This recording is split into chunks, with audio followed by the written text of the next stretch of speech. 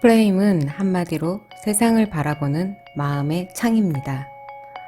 어떤 문제를 바라보는 관점, 세상을 향한 마인드셋, 고정관념 등 모두 프레임에 의해 결정됩니다. 프레임은 특정한 방향으로 세상을 보도록 조력자 역할도 하지만 우리가 보는 세상을 제한하는 검열관의 역할도 합니다. 우리가 어떤 프레임을 가지고 있느냐에 따라 처음부터 전혀 보지 못하는 대상과 고려하지도 못하는 선택지가 존재할 수 있습니다. 한 실험에서 참가자들에게 컴퓨터 화면에 숫자가 나오면 오렌지 주스를, 글자가 나오면 건강에는 좋지만 향이 좋지 않은 건강 주스를 마시게 된다고 알려주었습니다. 그리고 다음 그림을 보여주었습니다. 숫자로도 보일 수 있고 글자로도 보일 수 있는 애매한 그림이었습니다.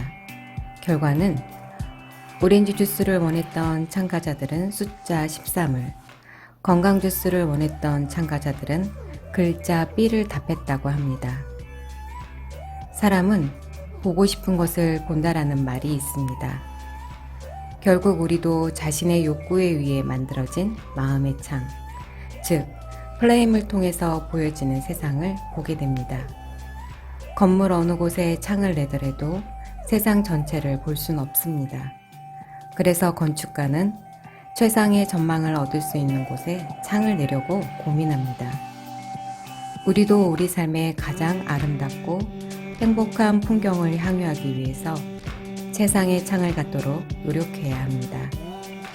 어떤 프레임을 통해 세상에 접근하느냐에 따라 인생의 결과가 달라집니다. 그럼 지금부터 세상을 잘 보는 3가지 프레임을 소개해 드리겠습니다.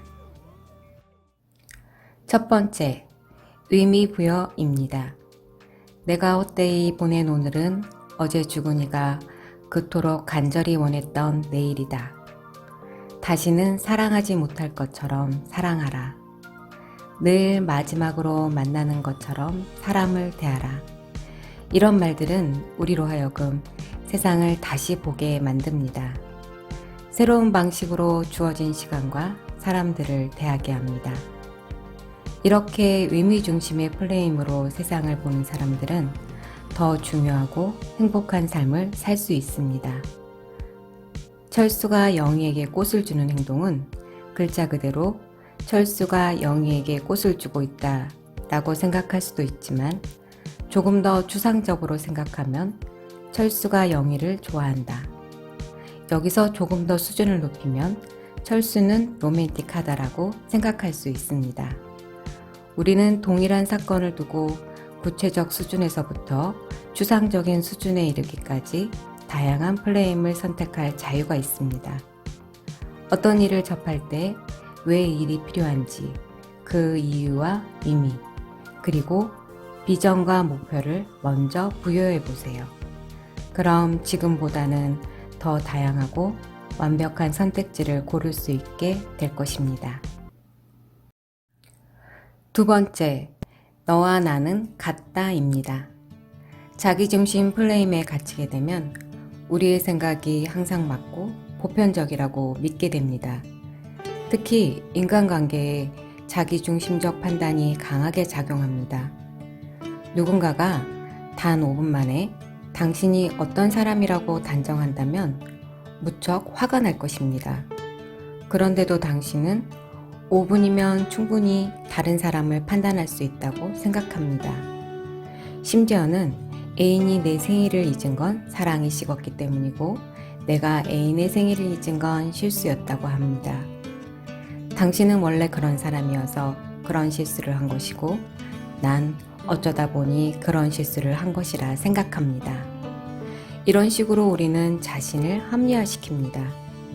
지금부터는 자신의 행동을 설명하는 것과 동일한 방법으로 타인의 행동을 이해할 수 있도록 프레임을 바꿔보세요. 그럼 인간관계의 심오한 오해를 해소할 수 있게 됩니다. 세 번째, 나도 상황이다입니다. 누군가에게는 내가 바로 프레임이 된다는 사실을 깨달아야 합니다. 상대방 행동의 결과가 그 사람 내면만이 반영된 것이 아니라 바로 나의 영향력을 반영해 만들어진 결과라는 것을 인식해야 합니다. 우리가 상대방에게 영향을 받듯 상대방도 나의 영향을 받는다는 걸 매 순간 잊지 말아야 합니다. 타인에게는 나 자신이 상황이다 라는 인식을 갖고 좋은 영향력을 주도록 노력해야 합니다.